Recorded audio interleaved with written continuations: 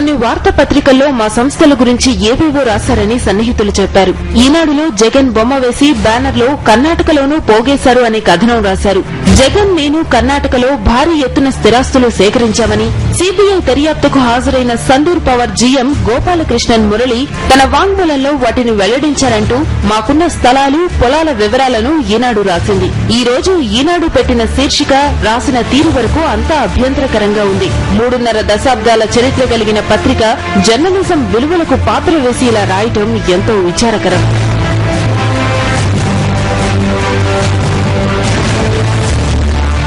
ఆ వివరాలు చూసిన తరువాత నా భావాలను విజ్ఞులైన ఈ రాష్ట్ర ప్రజల ముందు ఉంచాలనిపించింది. ఆ భావాల్లో మొట్టమొదటిది, ఈ వివరాలు జగన్ ఎన్నికల అఫిడవిట్ రూపంలోనూ మేము ప్రభుత్వ సంస్థ అయిన రిజిస్ట్రార్ ఆఫ్ కంపెనీలకు ఆదాయ పన్ను రిటర్న్ ద్వారానూ వెల్లడించినవే. మా దగ్గర ఆదాయానికి మించిన ₹1 ఆస్తి కూడా లేదు. మా ఆస్తులు ఏవైనా చట్టబద్ద ఆదాయంతో పన్నులు చెల్లించి మేం కొనుగోలు చేసిన ఆస్తులే. ఆ విషయాన్ని మా సంస్థల్లో ఉన్నత ఉద్యోగి అయిన మురళి సీబీఐకి చెప్పుంటారు. విశేషం ఏంటంటే సీబీఐ అధికారి మురళి మధ్య ప్రశ్నలు జవాబులు ఏమిటన్నది వాళ్ళిద్దరికీ తప్ప మూడో వ్యక్తికి తెలిసే అవకాశం లేదు, ఉండకూడదు. కానీ చట్టబద్దమైన మా లావాదేవీలకు సంబంధించిన వివరాలను మా ఉద్యోగి సీబీఐకి చెబితే ఆయన ఏం చెప్పాడన్నది ఈనాడుకెలా తెలిసింది?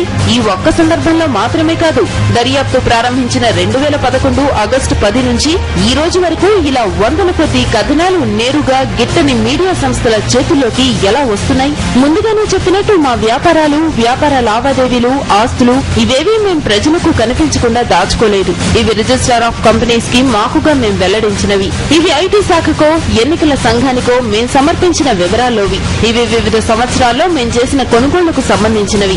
వీటికి సంబంధించి సీబీఐ ఎందుకు లీకులిస్తోంది? ఎవరిని ప్రభావితం చేయడానికి, ఏం సాధించడానికి ఇందుకు దిగజారుతున్నారు? ఇంతకీ సీబీఐ ఈ దర్యాప్తును కొనసాగిస్తోంది కోర్టు ఆదేశాలకు లోబడా, లేక ప్రజల్లో జగన్ ప్రతిష్టను తగ్గించాలన్న దురుద్దేశంతోనా? మేము కంపెనీలో రిజిస్టర్ చేయకూడదు, వ్యాపారాలు చేయకూడదు, లాభాలు సంపాదించకూడదు, మా కంపెనీలో పెట్టుబడులు పెట్టకూడదన్నట్టు కక్ష సాధింపుతో జరుగుతున్న వ్యవహారాన్ని దర్యాప్తు అంటారా? మాకు వ్యతిరేకమైన రాజకీయ పార్టీలకు, పత్రికలకు తప్పుడు సమాచారాన్ని లీకులివ్వడం చట్టబద్దమా? అది నేరం కాదా? విఘ్నులైన ప్రజలు దీన్ని గ్రహించాలి. ఆస్తులను మా గ్రూప్ సంస్థల ద్వారా కొన్నామని రాశారు. మా కంపెనీల ఆస్తులు మా కంపెనీల ద్వారా కాకుండా ఎవరి కంపెనీల ద్వారా కొంటాం? ఏ ఆస్తులు కొన్నా వ్యాపార విస్తరణ వ్యూహంలో భాగంగానే ఆ పని చేశాం. వ్యాపార విస్తరణ ద్వారా ప్రత్యక్ష, పరోక్ష ఉపాధి అవకాశాలను సృష్టించాం. ఈ రోజున మా పెట్టుబడులున్న సంస్థలు కనీసం 25,000 ఉద్యోగ, ఉపాధి అవకాశాలు కల్పించాయన్నది అందరికీ తెలిసిన విషయమే. జగన్ తండ్రి, తాత ఏనాడో భారీగా వ్యాపారాలు చేసిన వ్యక్తులు. 3 తరాల నుంచి మాది మైనింగ్ వ్యాపారం, పారిశ్రామిక రంగాలతో ముడిపడిన కుటుంబం. ఈ రాష్ట్రంలో అత్యంత ఖరీదైన గనులకు 1970-80ల నాటికే వైఎస్ కుటుంబీకులు యజమానులు. అదీగాక 4-5 తరాలుగా వైఎస్లది చంద్రబాబు, రామోజీలకు భిన్నంగా బిజినెస్ లో ఉన్న కుటుంబం. రాజశేఖర రెడ్డి గారు అధికారంలోకి రాకమునిపే మా కుటుంబం బెంగళూరులో మకాముంది. అక్కడ వ్యాపారాలు ప్రారంభించింది. మరో ముఖ్య విషయం ఏంటంటే జగన్ అటు వ్యాపారంలో ఉన్నా, ఇటు ప్రజాక్షేత్రంలో ఏ పని చేసినా త్రికరణ శుద్దితో చేసే మనస్తత్వం. అందుకే ఒక సందూర్ పవర్, ఒక భారతీ సిమెంట్, ఒక సాక్షి ఇలా ఏదైనా అనతి కాలంలోనే కార్యరూపంలోకి వచ్చింది. నిర్మాణాలు, మెషినరీ, మార్కెట్ లో వాటికి బ్రాండింగ్ అన్ని జగన్ ఓ కమిట్మెంట్ తో విసుగు విరామం లేకుండా పూర్తి చేశారు. చేసే పనిలో క్వాలిటీ, ట్రాన్స్పరెన్సీ ముఖ్యమన్నది జగన్ నైజం. ఇందులో ఏమాత్రం రాజీ పడరు. అందుకే ప్రజలు ఆదరించారు, దేవుడు ఆశీర్వదించాడు. రాజకీయాల్లోనూ అంతే.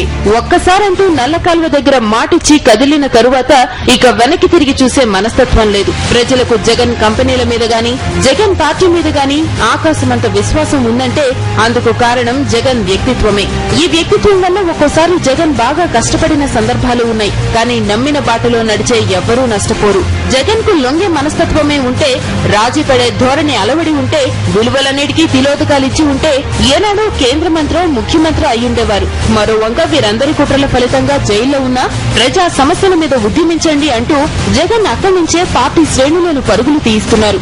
ఇతరులను ఎలా కిందకి లాగాలా అని ఆలోచించి విలువైన సమయాన్ని వృధా చేసుకునే మనస్తత్వం ఆయనకి లేదు.